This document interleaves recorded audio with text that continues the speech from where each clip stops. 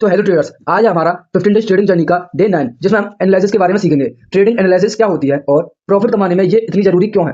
Analysis market को समझे, market को समझने का तरीका। ये हेल्प करता है सही एंट्री लेने में, सही एग्जिट लेने में, रिस्क कम करने में और लॉजिकल डिसीजन लेने में, इमोशन से नहीं। विदाउट एनालिसिस पूरे गैम्बलिंग होती है। यानी टाइप्स ऑफ एनालिसिस, ट्रेडिंग में 4 मेन टाइप्स होते हैं। फंडामेंटल एनालिसिस इन्वेस्टमेंट के लिए ज़्यादा जरूरी होता है। टेक्निकल एनालिसिस इंट्राडे ट्रेडिंग के लिए, सेंटिमेंट एनालिसिस और चौथा रिस्क एनालिसिस। तो पहले शुरुआत करते हैं हम फंडामेंटल एनालिसिस की। बिजनेस की रियल वैल्यू को समझना। क्या देखते हैं?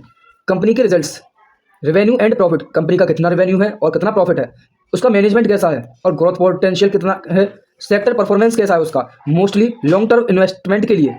दूसरा है हमारा टेक्निकल एनालिसिस, चार्ट्स का मैजिक देखा जाता है। इसमें प्राइस एक्शन इंडिकेटर्स, RSI या MACD या etcetera, patterns, head and shoulder breakouts. और चौथा पैटर्न होता है हमारा वॉल्यूम, इसमें वॉल्यूम देखा जाता है। तीसरा होता है हमारा सेंटिमेंटल एनालिसिस, मार्केट की फीलिंग्स को समझना। उदाहरण न्यूज़ या इम्पैक्ट। न्यूज़ का इम्पैक्ट क्या पड़ता है, ट्विटर्स या एक्सटेंट्स, यानी कि ट्विटर्स और एक्सटेंट्स का इसका क्या प्रभाव पड़ता है। फियर एंड ग्रीड, डर और लालच का इंडेक्स।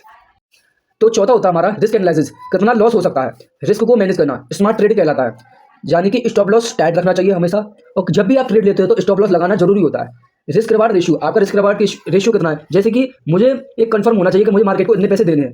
तीसरा पॉइंट होता है हमारा पोजीशन साइजिंग, पोजीशन साइज कितने पे आपको पोजीशन लेनी है। तो आपका समरी हो गई है गुड ट्रेडर्स स्ट्रॉन्ग एनालिसिस के लिए। Save this if you found it helpful. तो आप सब्सक्राइब करो और मेरे इंस्टाग्राम चैनल पर जाकर फॉलो करो। और आपको ये कैसा लगा आप बताइए, और आपको और भी इसके बारे में जानना है तो कमेंट में लिखिए यस।